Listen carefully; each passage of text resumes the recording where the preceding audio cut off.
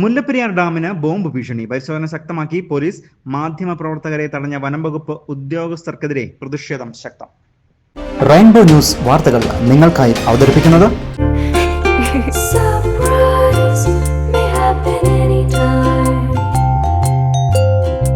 പവിത്ര gold, എന്നും സ്വന്തം.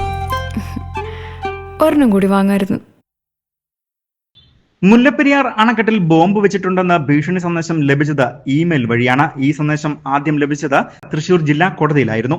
ഉടൻ തന്നെ കോടതി അധികൃതർ തൃശൂർ ജില്ലാ കളക്ടർക്ക് കൈമാറി. വിഷയത്തിന്റെ ഗൗരവം കണക്കിലെടുത്ത തൃശൂർ കളക്ടർ ഈ വിവരം ഇടുക്കി കളക്ടർക്ക് നൽകുകയായിരുന്നു. ഈ വിവരത്തിന്റെ പശ്ചാത്തലത്തിൽ ഇടുക്കിയിലെ ബോംബ് സ്ക്വാഡും ഡോഗ് സ്ക്വാഡും പോലീസും സംയുക്തമായാണ് അണക്കെട്ടിൽ പരിശോധന നടത്തിയത്.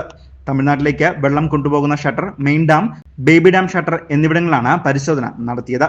സുരക്ഷാ ഉദ്യോഗസ്ഥർ ഓരോ സ്ഥലവും പരിശോധിക്കുകയും ചെയ്തു. അതിനിടെ ബോംബ് ഭീഷണിയുടെ പശ്ചാത്തലത്തിൽ തേക്കടിയിൽ വാർത്തകൾ ശേഖരിക്കുന്നതിനും ദൃശ്യങ്ങൾ പകർത്തുന്നതിനും എത്തിയ മാധ്യമ പ്രവർത്തകരെ വനംവകുപ്പ് ജീവനക്കാർ തടഞ്ഞത് ശക്തമായ പ്രതിഷേധങ്ങൾക്ക് വഴിവെക്കുകയും ചെയ്തു. ഉന്നത ഉദ്യോഗസ്ഥരെ അറിയിച്ച ശേഷമാണ് മാധ്യമ സംഘം സ്ഥലത്തെത്തിയത്. എന്നാൽ വനംവകുപ്പ് ഉദ്യോഗസ്ഥനായ ജിനീഷ് കുമാർ മാധ്യമപ്രവർത്തകരെ തടയുകയും മോശമായി പെരുമാറുകയും ചെയ്തുവെന്നാണ് ആരോപണം. ഈ നടപടിക്കെതിരെ മാധ്യമപ്രവർത്തകരുടെ ഭാഗത്തുനിന്നും ശക്തമായ പ്രതിഷേധമാണ് ഉണ്ടായിട്ടുള്ളത്.